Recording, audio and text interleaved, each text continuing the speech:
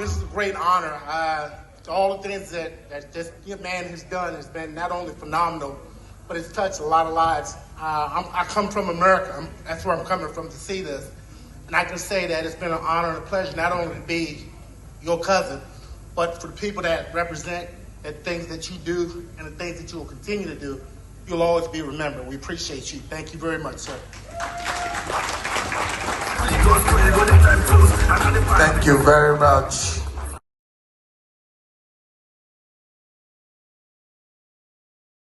A very pleasant good morning, ladies and gentlemen. Today is a very special day for you guys because you're getting two for the price of one. Today I spoke about a young man by the name of Vision, who has vision. But here I am with the founding fathers, a man who has paved the way for many, many that is out there now making money, earning from the living, even using the name Toney Owens. Hence, he calls himself Toney Owens the first. Welcome to Big Stone Live. Yes.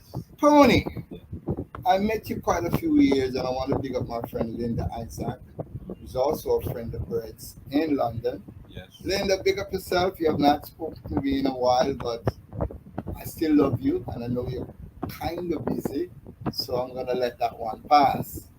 I'm here now, side by side with Toney Owens, the first. Yes. Tell us a little bit about who is this great Toney Owens, the first. Where do I start? From the beginning. Like Lee Scratch Perry would say, everything starts From scratch. From yes. scratch. Yes. We know that scenario. Right. Yeah, but with me, I started out almost when I was 14, 15. Right? Because my sister and brother, right, used to do promotion. And my bigger brother, right, that I follow, name was John. They call him John the Artist. Okay. He used to have a art shop on Maxwell Avenue, right?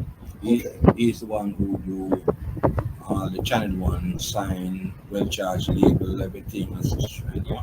Him and Daniel Hartman, they used to work together. Okay. Right? Yeah, that's John. Russ Daniel Hartman, is Yes, that one yes, they used to work together. Yeah, at the place.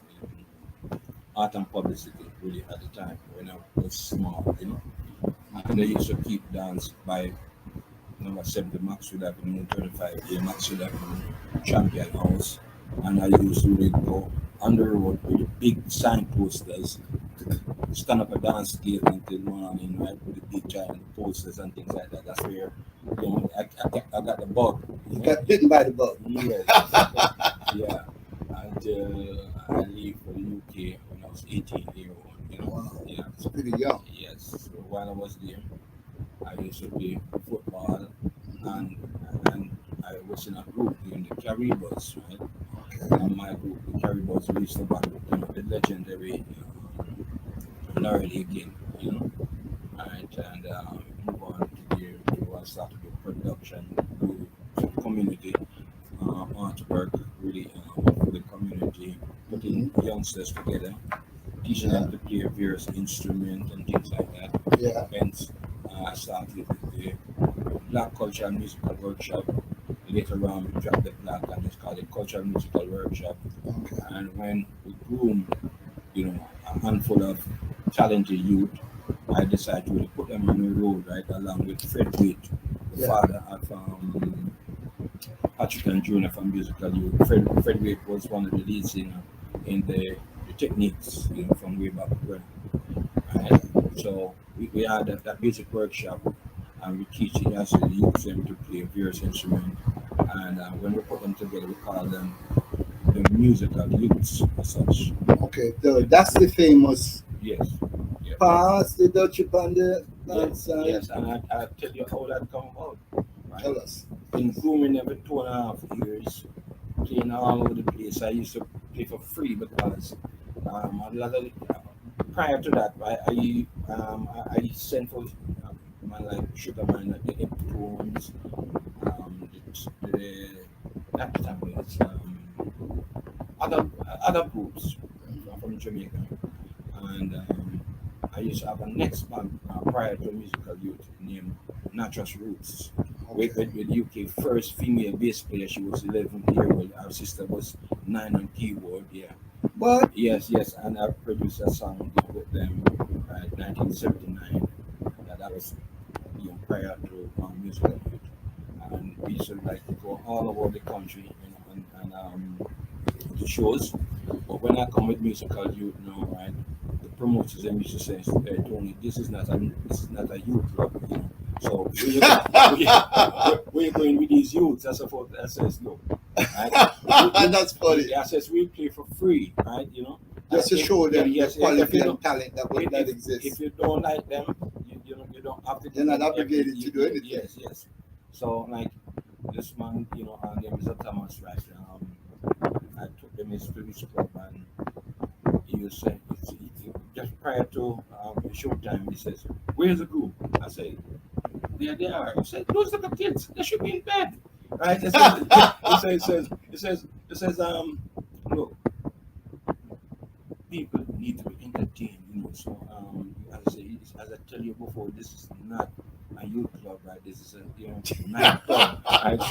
So he's getting nervous. I said to him, look, if you don't like, right, what you hear tonight, you don't have to give me anything, right? But if you like them, you're gonna have to eat. You have to eat. He says, "I'll eat my hat," That's what he said. Yeah. So I said, "Okay, fine." So there's gonna be some hot eating here tonight. Yeah. Because what happened, right?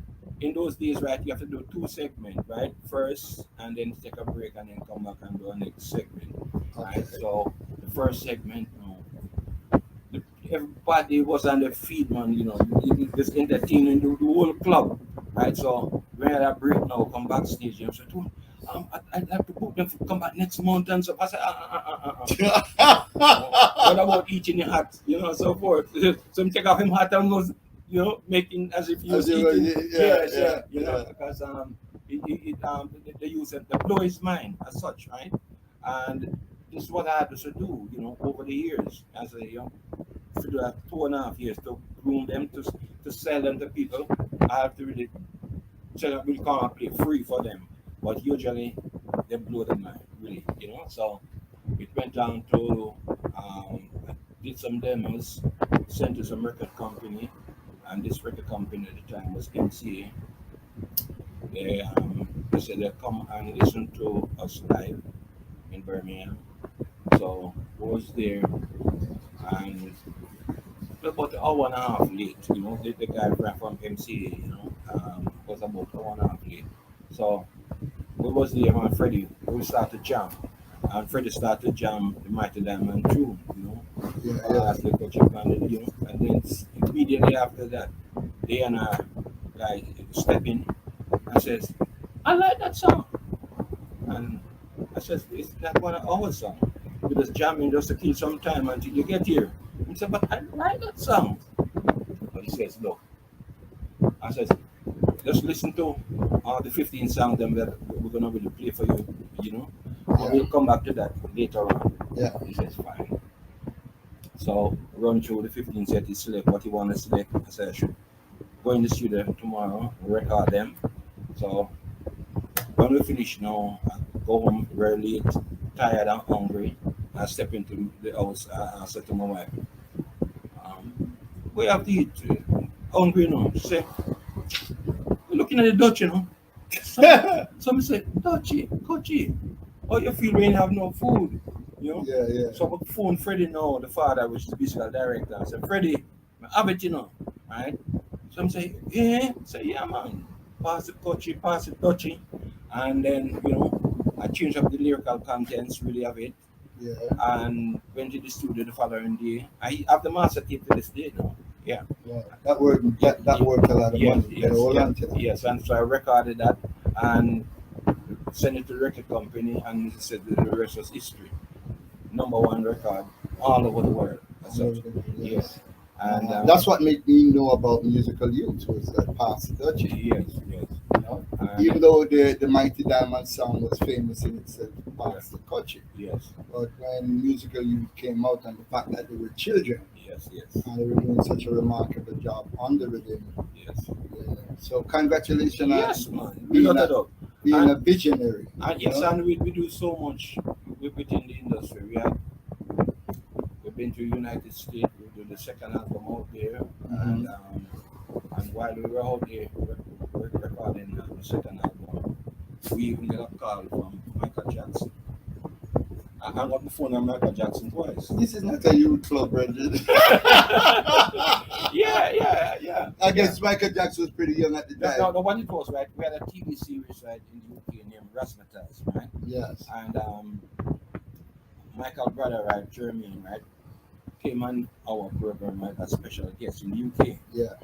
So while already, Jermaine was saying, look, you guys is talented than us, the Jackson, So I says, why do you say that? He says, look, you guys write your own songs, play on your own record, sing and dance to your own music, while with us at Motown we have the Motown Orchestra and writers that write for us. So all we do is just sing and dance. You guys are more talented than us, So I says, I see what you're saying. So he went back to America. He tell Michael about this group. So Michael wanted us to meet us. But I thought it was a prank, So it was Quincy Jones now who phoned the studio because we were working on by Kenny Rogers studio with that one. Right? So he phoned and said, no, it's Michael who want to meet, meet the band. So Michael called back again and said, okay, we're very busy, we have to go to the studio. I don't really want to waste any studio time. So after they talk to the record company, Michael said, even for 1 hour, So I said, okay. Call the record company. They says, okay, you can really go and meet Michael and things like that. So what we did, went over to Michael and it's like the whole deal was just done as such. You didn't go back to the studio again? No. Because Michael invite his sister, his brothers, his father, his mother was in Jamaica at the time on holiday, right? Yeah. And he invited Brooke Shields, his girlfriend at the time, and then also Jane Fonda and her daughter came over and things like that. So yeah, it was a nice day, as such, Just to catch up, people, ladies and gentlemen, I'm talking to a stalwart, a man who has been there and done that. Not just for himself, but for others. One of his famous acts that he's talking about that he, until this day, still has the master tape is the musical youth. Recently, we lost a member. Yes. What happened? Last year, during the drummer, right, he passed away, really. But prior to that, his brother, the bass player, passed away at the age 24, Right. Patrick, So our bass and drum, we lost that. So the present, person we have now is Calvin. That's what's right. That we try to keep the name alive. Yeah. So the group is still active. Is still performing. What happened? Right? Yeah, we brought after 2.5 years, right? We brought in somebody, Dennis, right, into our group. As such. Presently, Kelvin, brother Michael, and him, right, they're using the name, but to me, they're bastardizing the name as such, right? And they haven't really moved on since where we left it as such, because they haven't done any new songs. All they do is just cover songs and things like that, So they're not doing us any justice as such, right? Because myself and Freddie Waite was the one who used to write the material. And yes, and we never really should take credit for it. In fact, what I did, right? I did something that never heard of before, right? I put a fast one on Richard Price.